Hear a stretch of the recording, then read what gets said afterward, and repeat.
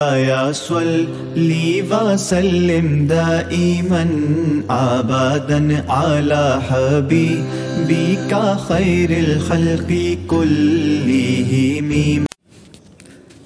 السلام علیکم ورحمۃ اللہ وبرکاتہ. حامد و مصلی اما بعد. ایک مجلس میں نبی اکرم صلی اللہ علیہ وسلم سے سوال کیا گیا، یا رسول اللہ، کثرت سے انسانوں کو جہنم میں گرانے والی کون کون سی چیزیں ہیں؟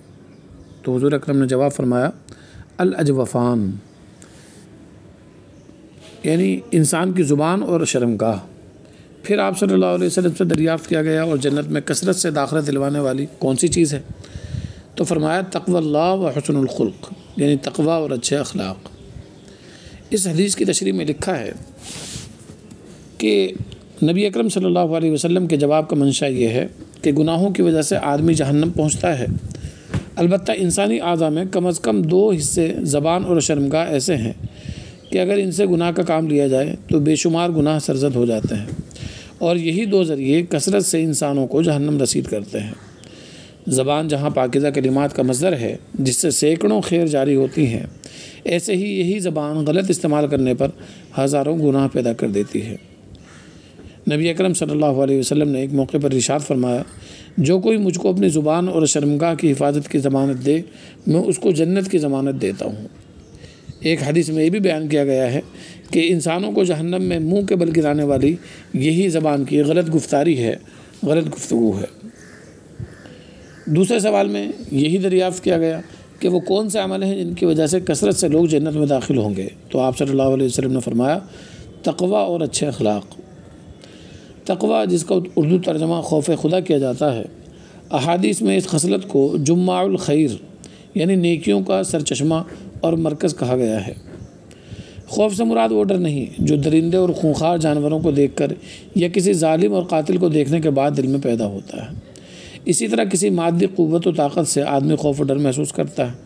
ایسا خوف اور ڈر تقوی کا مفہوم نہیں ہے، یہ تو ایک طبعی چیز ہے جو جان و مال کے اندیشے پر پیدا ہوتی ہے. اس کو تقوی نہیں کہا جاتا، یہ طبعی خوف ہے.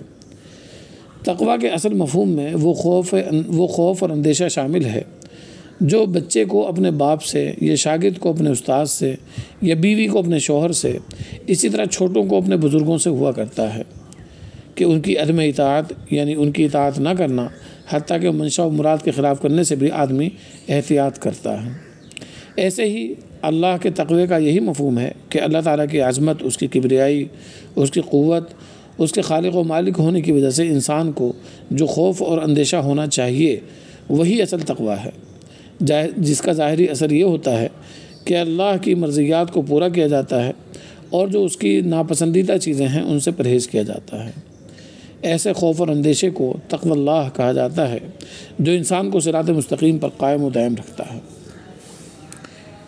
نبی اکرم صلی اللہ علیہ وسلم نے جو دوسری صفت فرمائی ہے وہ ہے اچھے اخلاق.